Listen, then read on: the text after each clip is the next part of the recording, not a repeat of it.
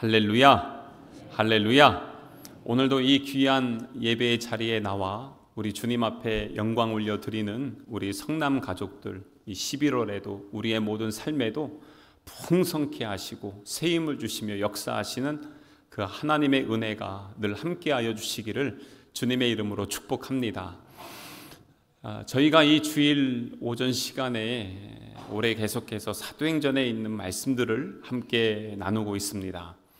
사도행전을 또 어떤 분들은 다른 말로 성령행전이다 이렇게 이야기를 하기도 합니다. 왜냐하면 사도행전의 역사는 성령의 임재로 시작되었고 그들이 또한 가는 곳마다 성령의 역사하심이 기록되어진 책, 그것이 바로 사도행전이기 때문에 그렇습니다. 그래서 이 가장 중심이 되고 기준이 되는 말씀이 어디냐면 사도행전 1장 8절이에요. 이 말씀을 보면 오직 성령이 너희에게 임하시면 너희가 권능을 받는다 라고 말씀합니다. 성령이 임하시면 권능을 받고 그 다음에 예루살렘과 온 유대와 사마리아와 땅끝까지 이르러 내 증인이 되리라 라고 그렇게 말씀하는 것입니다. 이 말씀이 그대로 이루어지는 것을 우리는 볼 수가 있습니다. 그래서 오순절 다락방에 성령이 임재하여 주셨습니다. 그러면서 교회가 탄생되죠. 성령이 충만한 예수님의 제자들 나가서 복음을 증거하기 시작합니다. 3,000명, 5,000명, 허다한 수많은 사람들이 예수 그리스도의 복음에 굴복하고 들어와서 교회 공동체를 함께 세우게 됩니다. 그리고 나서 이 교회가 부흥하고 있는데 성령 충만했던 사람, 바로 여러분들 잘 아시는 스데반 집사님이 순교를 당하게 되면서 교회는 흩어지게 되죠. 흩어졌던 그 많은 사람들, 거기에서 숨어 있거나 주저하는 것이 아니라 그 성령의 충만함으로 복음을 증거하기 시작합니다.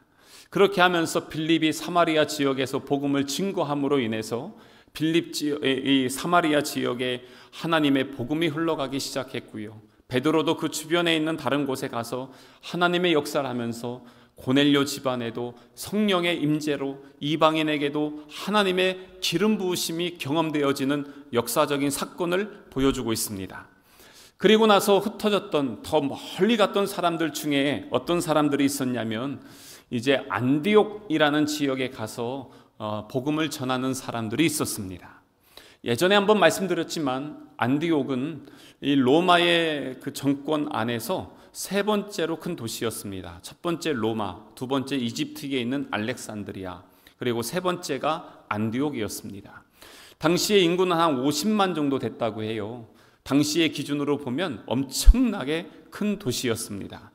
이 도시에 주신, 여러분들 잘 아시는 바카스 신이었죠. 무슨 신입니까? 술의 신이었습니다. 그러니까 술과 그리고 타락함, 그리고 또한 금융의 도시가 이 안디옥이었습니다. 여기에 이 복음이 들어갔어요. 교회가 엄청나게 부흥하기 시작합니다.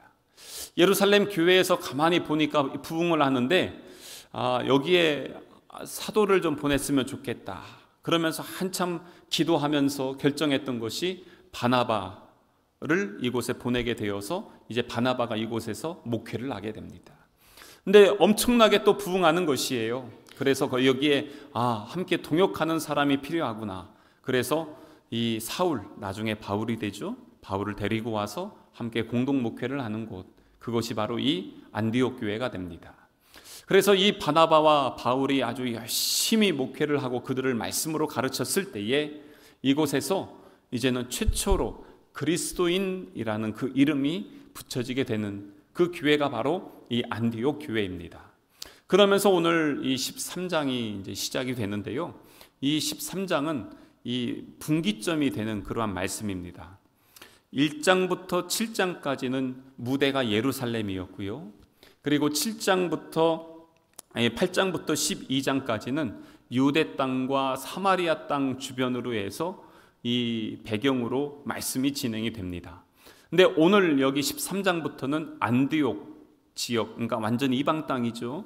그러면서 이제 이 안디옥을 중심으로 해서 13장부터 마지막 28장까지는 이제 사도 바울이 본격적인 선교를 하게 되는 그러한 이야기가 기록이 되어져 있습니다. 그래서 지금까지는 우리가 1장부터 12장까지는 베드로가 중심이 되어서 교회를 이끌어 나가는 사역들을 보았다면, 이제 이 13장부터 마지막 28장까지는 사도 바울을 중심으로 해서 1차, 2차, 3차의 전도 여행을 통해서 지금의 튀르키예 지역과 그리스 지역, 이쪽 지역의 복음을 증거하는 역사들을 우리가 함께 볼 수가 있고요. 그러면서 나중에 로마 땅까지 가게 되는 그러한 그 여정들을 우리가 함께 살펴보게 될 것입니다. 그 첫 시작이 바로 오늘 이 13장 1절에서 3절에 있는 그러한 말씀입니다. 오늘 이 안디옥 교회가 어떤 교회인지 이 말씀들을 보면은 몇 가지 요소들이 나오는데, 먼저는 이 안디옥 교회는 참 다양한 사람들이 모여 있지만 그 안에서 사랑이 있고 연합이 있고 하나님의 일하심이 있는 교회가 안디옥 교회였습니다. 1절을 한번 보겠습니다. 1절을 보면 안디옥 교회에 선지자들과 교사들이 있어요. 선지자들과 교사들이 있는데, 선지자가 뭐냐면 헬라어로 프로페테스라고 합니다.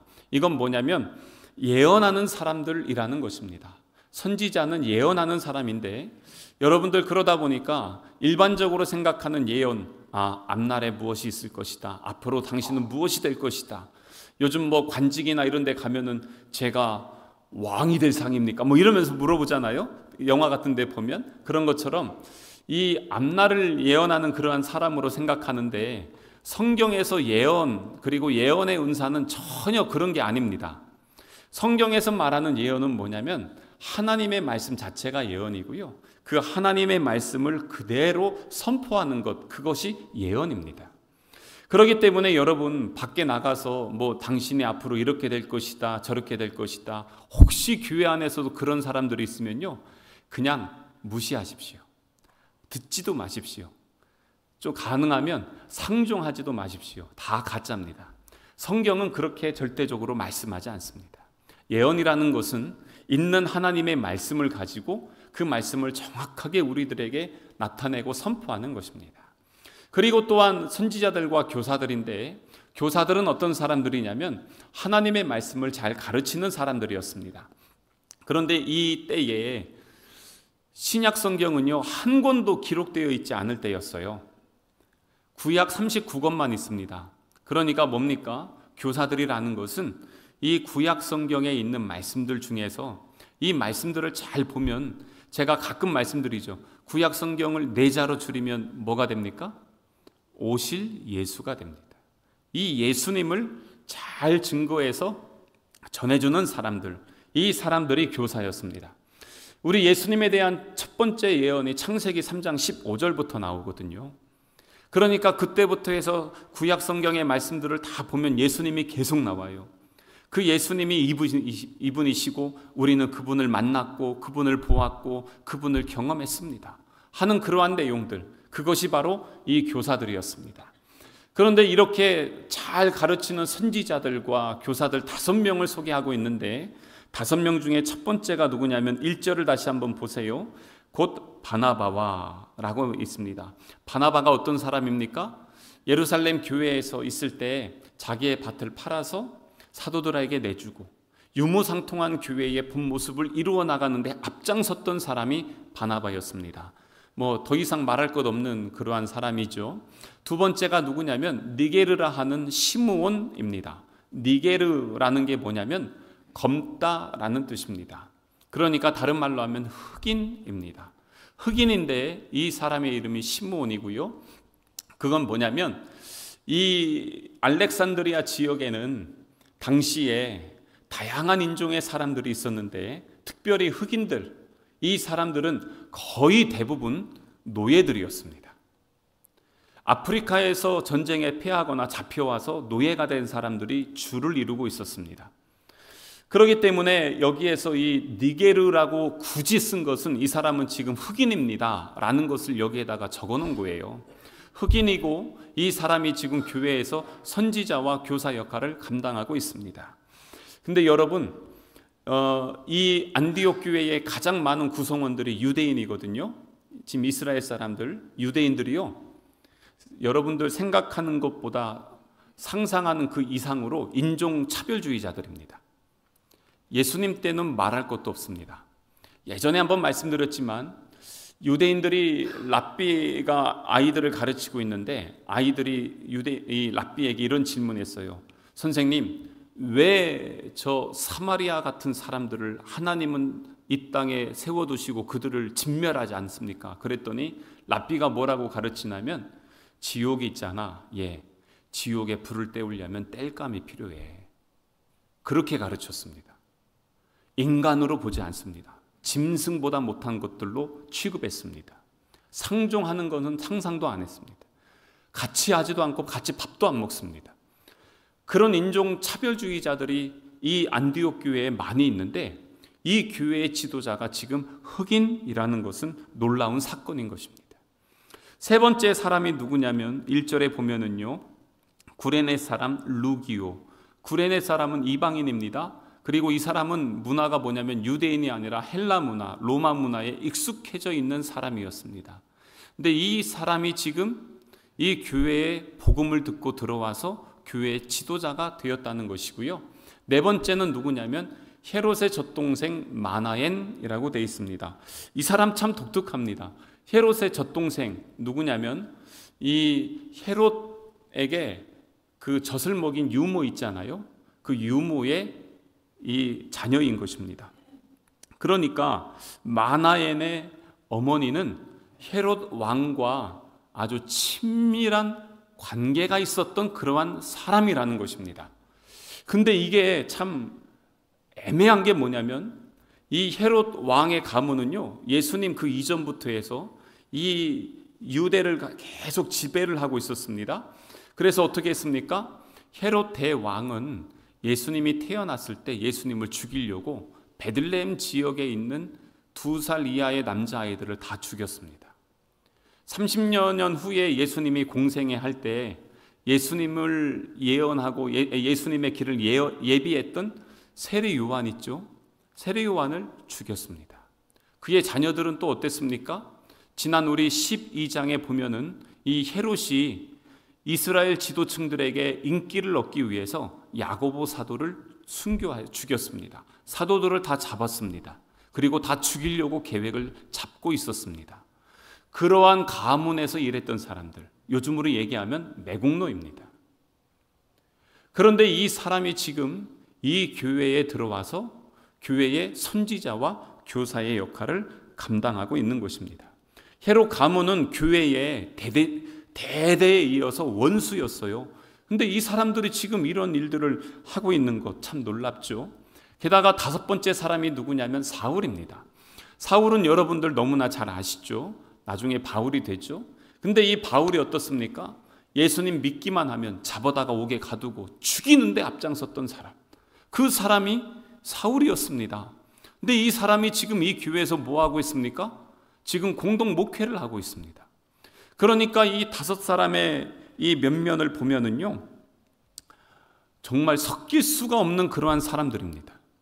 당시의 로마는 철저히 계급사회였습니다. 주인이 있으면 노예가 있고 귀족이 있으면 천민이 있습니다.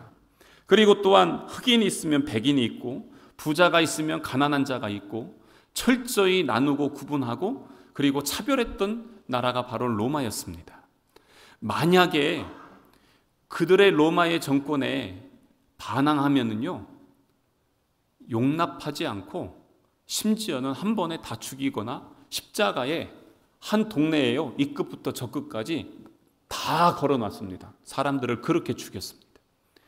이렇게 차별이 심하고 포악했던 로마 정권 안에서 이 교회가 어떠냐면 전혀 섞이지 않는, 전혀 다른 계급의, 전혀 다른 인종의 사람들이 함께 모여 있는데 그 중에 5명의 지도자가 보니까 정말 그런 사람들만 지금 모여 있는 것입니다. 그런데 보통 이렇잖아요. 이렇게 할 때 우리 교회가 좀 외부에 좀 잘 보이려면 가난한 사람도 많이 배운 사람도 잘 섞여 있고 대표로 딱 모였을 때 우리는 좀 이 정도의 교회입니다 하면서 나타내려고 이런 사람들을 세웠을까? 혹시 그렇게 생각할 수 있죠? 근데 전혀 그렇지 않습니다. 오늘 뒤에 말씀에 보니까 이 교회의 담임 목사였던 바나바와 그리고 공동 목회를 냈던 바울이 하나님이 선교사로 택해서 보내셔요. 그러면 3명이 남습니다. 3명이 누구냐면 그 흑인이었던 이 니게르라는 시므온과 구레네 사람 루기우와 분봉왕 헤롯의 젖동생 마나인 3명이 남습니다. 이 3명이 목회합니다. 그런데 전혀 교회가 어려움이 없이 너무나도 은혜스럽고 평안하게, 그래서 선교하고 돌아오는 이 바울과 바나바, 그리고 나중에는 이 모든 선교팀이 안디옥 교회에 가면은 거기에서 쉼을 얻고 회복하고 이 교회가 다시 파송을 해줘요. 계속 후원해주고, 이 정도로 건강한 교회로 계속 세워지는데, 바나바나 바울이 있어서가 아니라 이러한 나머지 사람들이 있음에도 불구하고 교회는 그런 문제가 전혀 없었다는 것입니다. 근데 이렇게 다양한 사람들, 어떻게 이렇게 하나가 될 수 있었을까? 그게 바로 예수님의 정신입니다. 예수님이 이 땅에 오셔서 공생애를 시작하실 때 밤새도록 기도하시면서 12제자를 택하셨죠. 12제자를 보면 참 다양한 사람들이 있습니다. 가끔 제가 말씀드리지만 예수님의 제자들 중에 요즘 우리나라로 치면은 극한 이념의 대립, 극한에 달려있는 사람들, 끝쪽에 있는 사람들 있죠. 예를 들어서 극우, 하여튼 우에서도 가장 우, 끝쪽에 있는 사람들, 일제시대로 얘기하면은 친일파에서도 이완용 같은 사람들이 있죠.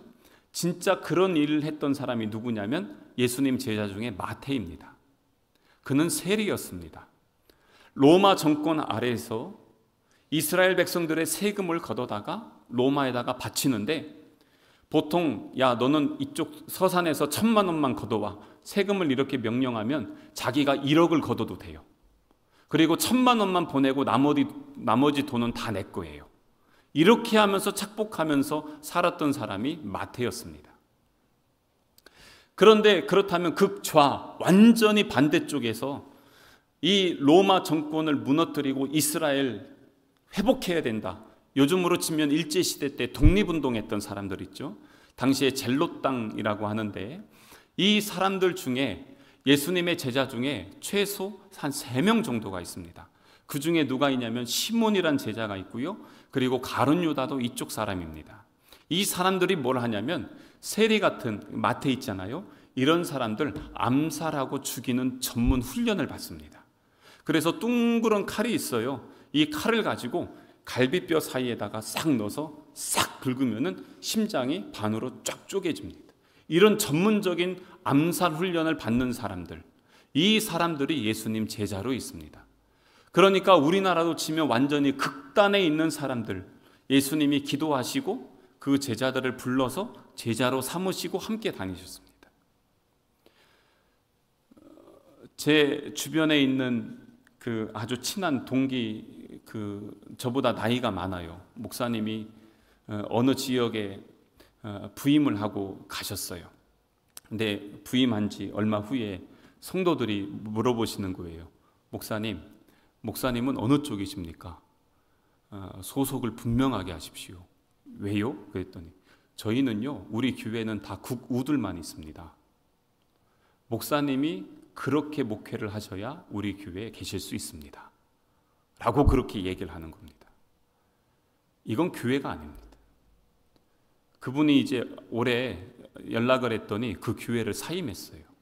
지금 한 3, 4년 사이에 목회자가 2번 바뀌었어요. 성도들이 안 변해요.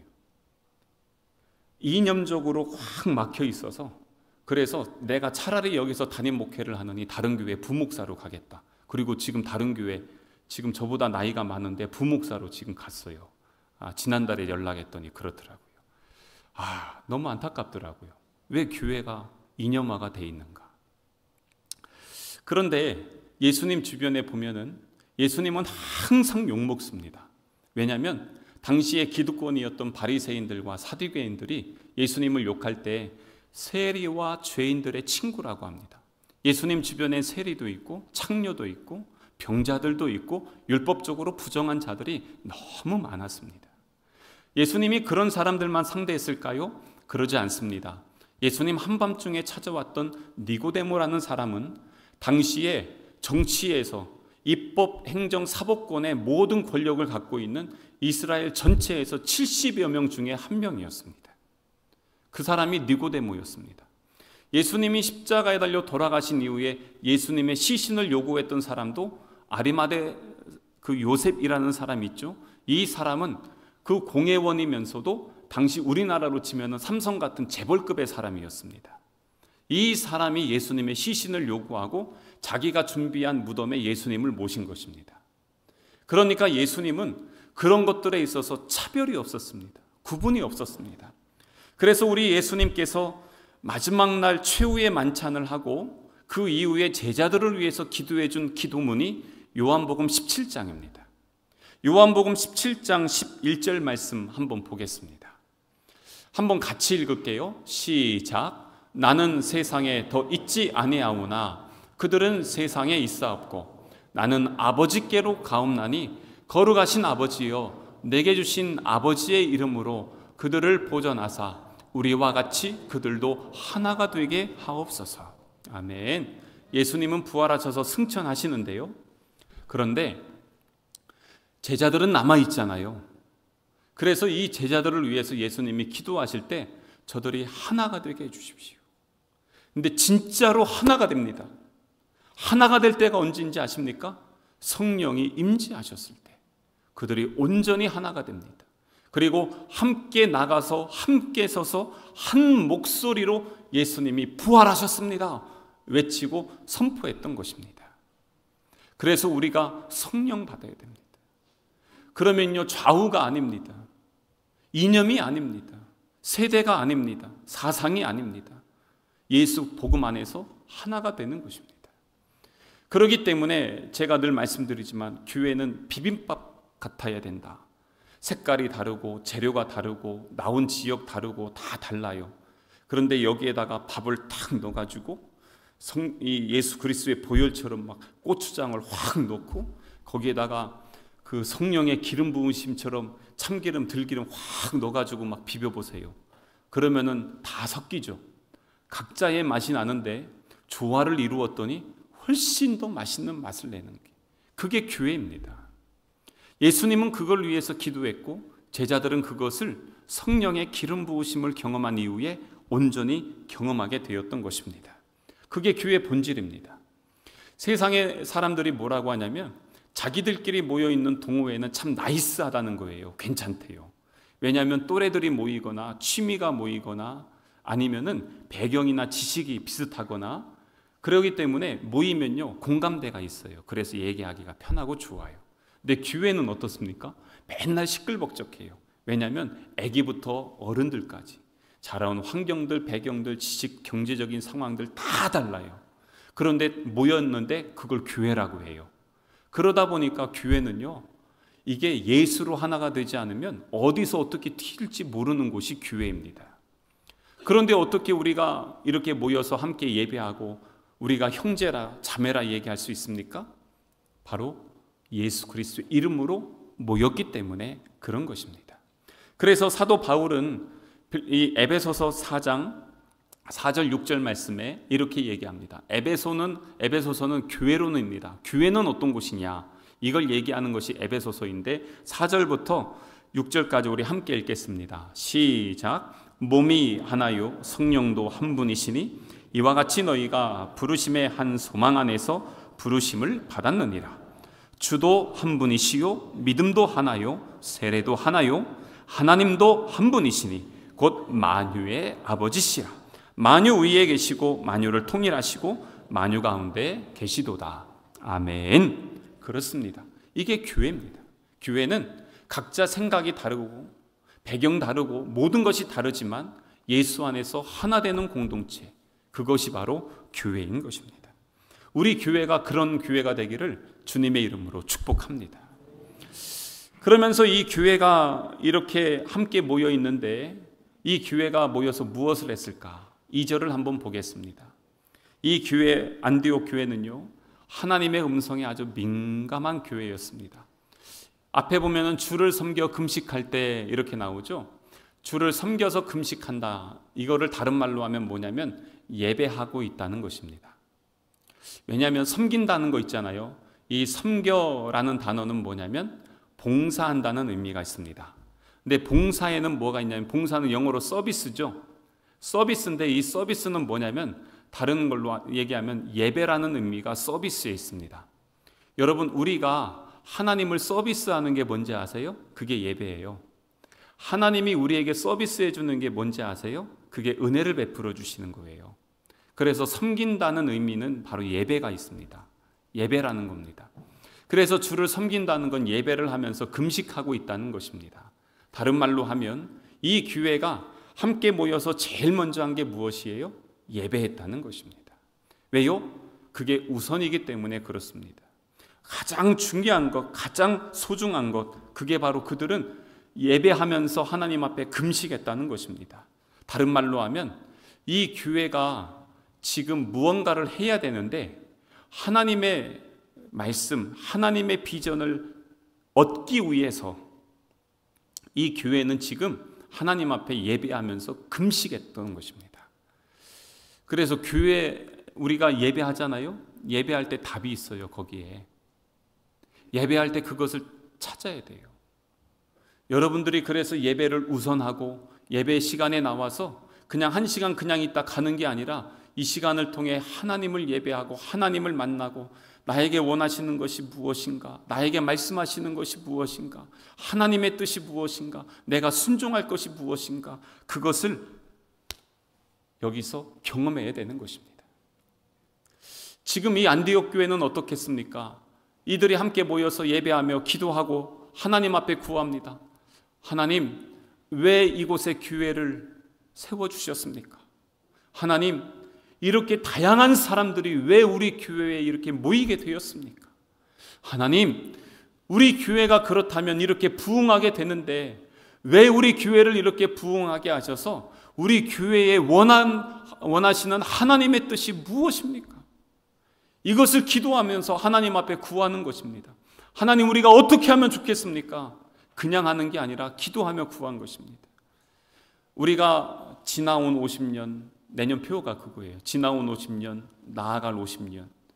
여기까지 온 거 주님의 은혜예요. 성령님의 역사하심입니다. 근데 앞으로 50년 우리가 어떻게 해야 될까? 그걸 준비하는 기간이 지금입니다. 내년부터 해서 이제 51년, 100년, 200년 계속 가야 될 텐데 우리 이 교회가 그 일들을 위해서 무엇을 해야 될 것인가?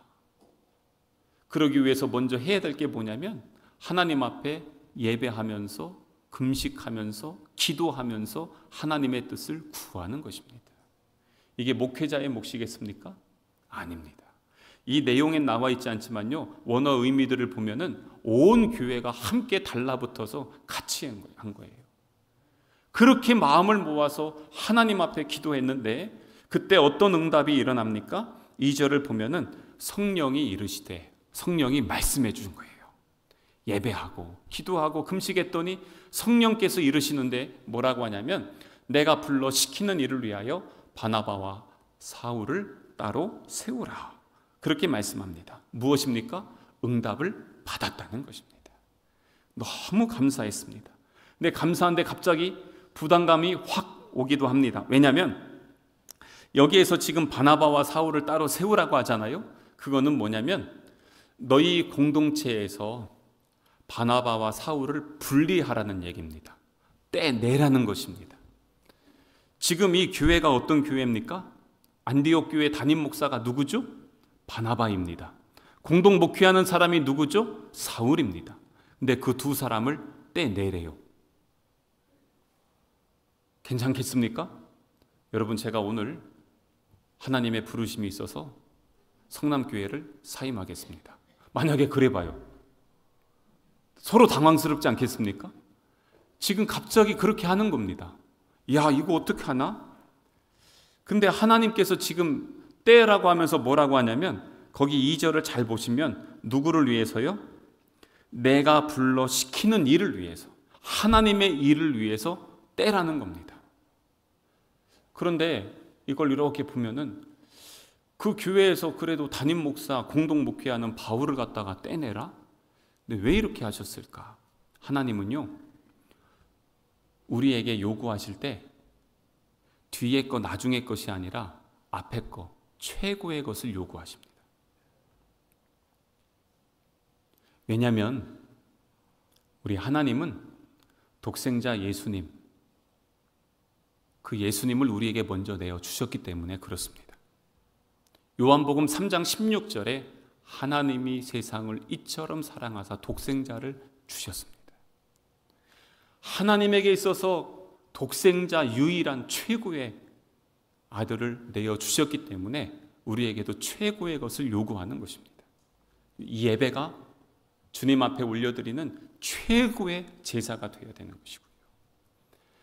구약에 보면은 하나님 앞에 제사를 드릴 때 이 제물은요, 흠도 없어야 되고 점도 없어야 돼요. 우리 예배하러 올 때 여러분들이 하나님을 얼마나 사랑하는지를 보려면 여러분들 태도를 보면 알 수 있습니다. 예전에 어땠습니까? 옷을 사잖아요. 제일 먼저 입고 가는 데가 어디입니까? 교회였습니다. 물건을 사서 제일 먼저 쓰는 데가 어디였습니까? 교회였습니다. 심지어는 토요일 날 저녁에 옷을 다 준비하고 옷 다립니다. 옷 다릴 때 뭣도 다립니까? 헌금도 다렸죠. 집에 다 꾸깃 한 거 꺼내가지고 다리미로 다려가지고 그거 가지고 하나님 앞에 예물 드렸습니다. 그렇게 하면서 했던 그 태도입니다. 하나님을 사랑하는 그 태도입니다. 그런데 그걸 보면서 저는 자랐습니다. 우리 자녀들이 그걸 보며 자라야 되는 것이에요. 아, 하나님을 사랑하는 것은 이런 태도이구나. 하나님을 사랑하는 마음이 그 삶에 드러나는 것이구나. 그게 바로 신앙의 교육이 되고 흘러가는 것입니다. 그러면서 이렇게 교회가 성령님의 음성 앞에 민감하고 하나님의 음성을 듣는 것이에요. 근데 이렇게 하나님의 음성을 들었다고 해서 순종할까요? 안 할까요? 이거는 누구의 몫이냐면 우리 몫입니다. 성경에도 보면 하나님 말씀했는데 순종하지 않고 도망간 선지자도 있습니다. 누구죠? 요나입니다. 도망가잖아요. 그런 사람들 엄청 많습니다. 순종한 사람들 이야기만 써 있지 사실 순종하지 않은 사람들 얼마나 많은지 모릅니다. 그런데 이 안디옥 교회가 3절을 보세요. 이에 금식하며 기도하고 두 사람에게 안수하며 보내니라. 이 안디옥 교회의 특징, 순종하는 공동체였다는 것입니다. 야, 참 그래서 놀라웠습니다. 왜냐하면 여러분, 원래 유대인들끼리만 모여 있는 데가 결속력이 좋을까요? 아니면 성령에 충만해서 이방인들까지 다 섞여 있는 그러한 교회가 결속력이 강할까요? 제 개인적인 경험으로는요, 완전히 다르고 분리됐던 사람들이 하나가 돼서 모였을 때 훨씬 더 끈끈합니다. 이 교회는 그런 사람들끼리 모여서 예수 그리스도 안에서 엄청난 부흥을 경험하고 있는 교회였습니다. 그런데 거기에서 하나님이 떼내라 그러는 거예요. 아예 떼내, 분리해. 그러니까 순종하는 것입니다. 이렇게 참 쉽지가 않아요. 순종이 여러분들 쉬울 것 같아요? 이 사람들 얼마나 힘들었는지 3절을 다시 한번 잘 보세요. 순종하기 위해서 그들이 뭐 했냐면 금식하며 기도하고 순종합니다. 그만큼 쉽지 않은 거예요. 2절에도 그들이 예배하면서 금식하며 기도하죠. 그건 뭐냐면 성령님의 음성 듣기 위해서 그런 것이에요. 근데 성령님이 말씀하셨는데 보니까 어떻게 이 바울과 바나바를 갖다가 따로 떼내라고 선교사로 보내겠다고, 그러니까 그 바울과 바나바를 떼내기 위해서 이 사람들이 했던 게 뭡니까? 금식하며 기도하면서 떼내야 되는 거예요. 쉬운 게 아니에요. 여러분, 내가 원하는 거 하나님 말씀할 땐 금방 순종돼요. 근데 내가 원치 않는 것, 생각지 못했던 것 순종하라고 하면 순종하기 쉽지 않아요. 때로 여러분들 우선순위가 있어요. 우선순위가 1번부터 쫙 있는데 하나님이 최고의 것을 원하시면서 너 1번 그건 내 거. 하나님이 딱 그러시면 여러분 순종하시겠어요? 그거 결코 쉬운 거 아닙니다.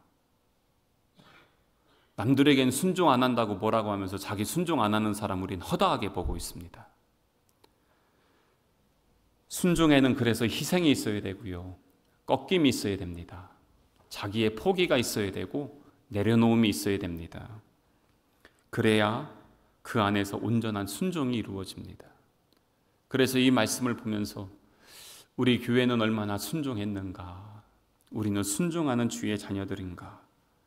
근데 이 순종이 한 번의 순종이 아니고요, 따로 떼낸 다음에 아까 말씀드린 것처럼 이 바울과 바나바 선교팀이 앞으로 30년 동안, 한 20여 년 동안 계속 선교 왔다 갔다 하거든요.